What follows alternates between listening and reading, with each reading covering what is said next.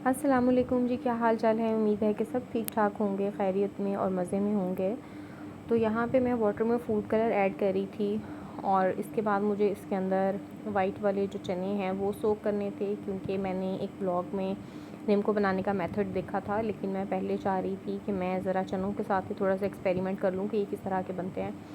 तो मैंने yellow food colour इसके अंदर ऐड कर दिया था वाटर में, और उसके बाद थोड़ी सी इसके अंदर चने डाले मैंने और उनको ओवरनाइट सोक करने के लिए मैंने फ्रिज में रख दिया था। मुझसे एक मिस्टेक ये हुई कि मैंने फूड कलर कम डाला था। अगर आप चाहें तो आप ज़्यादा भी डाल सकते हैं, क्योंकि ज़्यादा डालने से ही इनके ऊपर कलर अच्छा आएगा।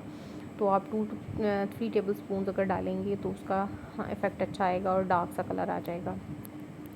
तो उसके बाद मैंने इसको फ्रिज में रख दिया था, और नेक्स्ट मॉर्निंग जब मैंने इनको चेक किया था तो ये अच्छा सा फूल चुके थे और ये इस साइज़ के कुछ हो गए थे।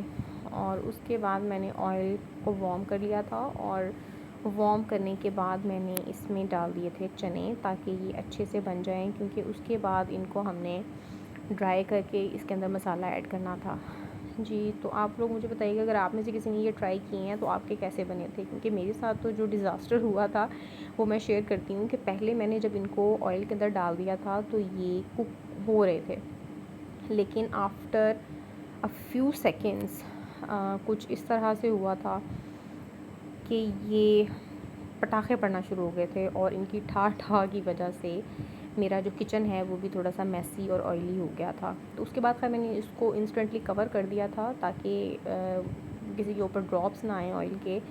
But it was a disaster. तो यहाँ पे जी मोहम्मद अबियान साहब जो हैं वो कुछ एक्सपेरिमेंट कर रहे थे मेकअप के साथ, और मैंने चने की दाल सोख करके रखी हुई थी और उसको मैंने हल्का सा प्रेशर दिलवा लिया था प्रेशर कुकर में, क्योंकि अगर ये ओवर कुक हो जाती है तो शामी कबाब बनाने के लिए इसका टेक्सचर बिल्कुल भी अच्छा नहीं आता, रनी सा हो जाता है। खैर इसको मैंने बॉईल करने के बाद रख दिया था फ्रिज में, और नेक्स्ट डे मैंने इसके साथ बनाए थे शामी कबाब, जिनकी रेसिपी मैं आपसे इंशाल्लाह नेक्स्ट व्लॉग में शेयर करूँगी। और मुझे बिल्कुल इसी टेक्सचर में ये दाल चाहिए थी, क्योंकि इस तरह से इसका जो शामी कबाब का फ्लेवर है या जो उसका टेक्सचर है वो बहुत स्मूथ सा आता है। अगर इसके अंदर वाटर ज़्यादा क्वांटिटी में रह जाता है तो ये थोड़ा सा रनी सा मटेरियल बनता है, जो कि अच्छा नहीं लगता। और जी मैं बिल्कुल 1 पर्सन की सर्विंग के लिए जो सालन होता है फ्रेश बना हुआ, तो वो मैं अक्सर फ्रीज़ कर देती हूँ, क्योंकि अक्सर ऐसा होता है कि घर में किसी भी पर्सन को अगर उस टाइम का पका हुआ सालन पसंद नहीं आ रहा, तो मैं फ्रीज़र में से निकाल के वो जो बॉक्स होता है उसको मैं गर्म कर लेती हूँ और फिर वो मैं सर्व कर देती हूँ। तो ये बड़ा अच्छा आइडिया उन लोगों के लिए कि जिनके घर में बहुत पिकी ईटर्स रहते हैं और वो खाना जो है पसंद नहीं करते। कुछ लोग वेजिटेबल्स पसंद नहीं करते, कुछ लोग मीट पसंद नहीं करते। तो इस तरह से आप छोटे छोटे बॉक्सेस में डाल के खाना तो स्टोर कर सकते हैं फ्रीज़र में, और जब भी आपको खाना हो तो आप उसको निकाल के खा सकते हैं। तो इस तरह से किसी वर्किंग लेडी के लिए, या अगर आप हाउस वाइफ भी हैं, तो ये आइडिया आई थिंक बहुत यूज़फुल रहेगा। और जी यहाँ पे जो मैंने अपनी पुरानी ऑयल की बॉटल थी उसको रीयूज़ कर लिया था। जिस तरह कि मैंने आपको बताया है कि मैंने ऑयल की बॉटल, जो कि आपको बैक साइड पे नज़र भी आ रही है, काउंटर टॉप पे रखने के लिए मैंने न्यू बाई की थी। तो पुराने वाली जो बॉटल थी उसका साइज़ थोड़ा छोटा ही था लेकिन उस साइज़ को एक तो मुझे समझ नहीं आ रहा था कि मैं इसको कहाँ रीयूज़ कर सकती हूँ। फिर मैंने बच्चों के स्पून के लिए इसको होल्डर बना लिया था। इसको मैंने अच्छे से वॉश कर लिया था वाटर वार्म करने के बाद, क्योंकि इसके ऊपर थोड़ा सा स्टिकी मटीरियल सा, अगर आप ऑयल डालते हैं तो अगर आपको नज़र भी आ रहा होगा तो वो होता है। लेकिन मैंने इसको अच्छे से वॉश कर लिया था, वॉश करने के बाद ड्राई किया था, और बच्चों के जो सारे स्पून थे मैंने इसके अंदर अरेंज कर दिए थे। और ये मुझे बड़ा स्मार्ट सा ऑर्गेनाइज़र जो है वो मिल गया था।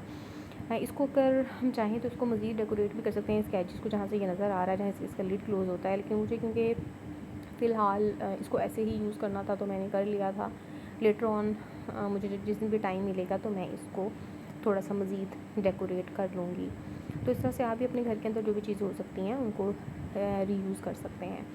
और जो मैं अपने लिए बर्गर पैटीज़ लेके आई थी, तो नेक्स्ट डे हमने बर्गर बनाए थे, क्योंकि शाम में मौसम अच्छा हो गया था। तो मैंने मंगवाए थे बाहर से समोसे, लेकिन समोसे मिले नहीं थे, ख़त्म हो गए थे।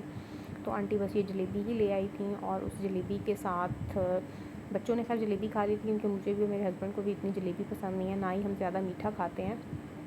खैर फिर मैंने चाय के साथ बर्गर्स बना लिए थे और वो सर्व कर दिए थे।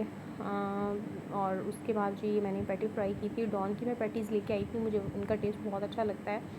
और मुझे डॉन के ही ब्रेड के जो बन्स होते हैं वो अच्छे लगते हैं, लेकिन इस दफ़ा मैंने नॉर्मल बेकरी वाले बन्स ट्राई किए थे जो कि मुझे पसंद नहीं आए।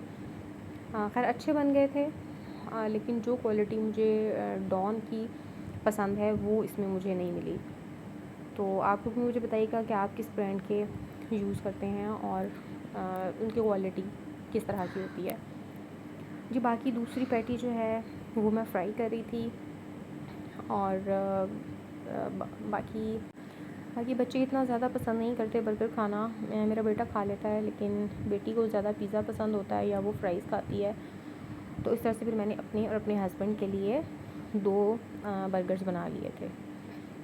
और जी यहाँ साथ साथ फ्राइंग भी चल रही थी, बाकी के काम भी चल रहे थे। और आप मुझे बताइए कि जिस दिन बारिश होती है कि आप लोगों को भी ऐसा फ़ील होता है कि काम जो है वो अगर ख़त्म हो भी जाता है तो बहुत सारे काम इस तरह से होते हैं कि वो नए सिरे से निकल आते हैं। और मुझे तो वैसे बारिश के बाद की जो चिप होती है वो बहुत ज़्यादा पसंद नहीं है। कुछ लोगों को शायद पसंद होती होगी, और मैं इस बात पे भी हैरान होती हूँ कि जो लोग इस्लामाबाद में रहते हैं या इन एरियाज़ में रहते हैं कि जहाँ पे बारिश ज़्यादा होती है, तो वहाँ हर टाइम इतनी वेटनेस होती है, तो वो लोग या तो इस चीज़ के आदी हो चुके हुए हैं, या फिर आई डोंट नो कि वो किस तरह से सर्वाइव करते हैं। या फिर हम लोग जो मैदानी इलाकों में रहने वाले लोग हैं वो शायद इस चीज़ के आदी हैं कि हम ज़्यादा गर्मी बर्दाश्त करने के और खुश्की पे रहने के आदी हो गए हैं, तो इस वजह से हमें बारिश के बाद अजीब एक बदमज़गी सी भी हो जाती है।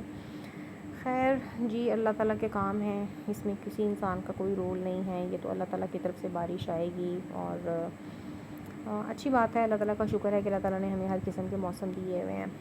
तो जी मैंने ये बर्गर की पैटीज़ फ्राई कर ली थी, और उसके बाद मैंने टोमेटो केचप, मेयोनीज़ और बिल्कुल 1 ड्रॉप जो है वो मैंने मस्टर्ड सॉस का मिक्स कर लिया था। और उसके बाद मैंने एक लेयर लगाई थी बन के ऊपर केचप की, और उसके बाद मैंने उसके ऊपर पैटी रख दी थी और चीज़ का स्लाइस रख दिया था, और कैबेज में मैंने मेयोनीज़ और मस्टर्ड पेस्ट जो है मिक्स करके वो ऊपर रख दी थी। और उसके बाद मैंने इसको हल्का सा माइक्रोवेव कर लिया था। माइक्रोवेव करने से ये होगा कि इसके अंदर की जो चीज़ होती है वो मेल्ट हो जाएगी, और इसका बहुत ही अच्छा सा अरोमा भी आएगा। और जब बन हल्का सा सिक जाता है आपके माइक्रोवेव के अंदर, तो उसके अंदर हल्का सा एक मॉइस्चर आ जाता है, और उसकी वजह से आपका बर्गर जो है वो एक्स्ट्रा सॉफ्ट हो जाता है और बहुत ही मज़े का लगता है। तो जी नेक्स्ट टाइम जब भी मैं डॉन के बन लेके आऊँगी तो मैं आपके साथ फुल रेसिपी ज़रूर शेयर करूँगी, और आप लोग भी ट्राई कीजिएगा और मुझे बताइएगा कि आपके बर्गर्स किस तरह के बने। और अगर आप में से कोई ट्राई करता है तो आप लोग मुझे बताइएगा कि आप कौन कौन से इंग्रेडिएंट्स के साथ इसको बनाते हैं, या आपकी कौन सी कोई स्पेशल सॉस है बर्गर के लिए जो कि आप यूज़ करते हैं और उससे फ्लेवर बहुत अच्छा आता है।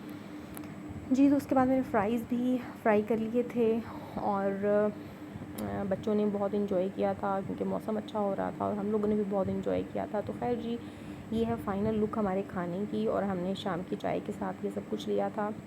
और आप लोग बताइएगा कि आपके घर में क्या क्या चीज़ें बनाई जाती हैं जब बारिश होती है। हाँ, नेक्स्ट किसी ब्लॉग के लिए कोई अच्छा सा आइडिया लेके इंशाल्लाह आपके साथ हाज़िर होंगे। तब तक के लिए इजाज़त दीजिए, अपना बहुत सारा ख़्याल रखिएगा, और मुझे बताइएगा कि आपको मेरे व्लॉग्स पसंद आ रहे हैं या नहीं, और आपको किस तरह के टॉपिक सुनने में इंटरेस्ट है। जी तो ठीक है, अपना ख़्याल रखिएगा, मिलते हैं किसी नेक्स्ट बहुत अच्छे से व्लॉग में। तब तक के लिए take care, bye bye and अल्लाह हाफ़िज़।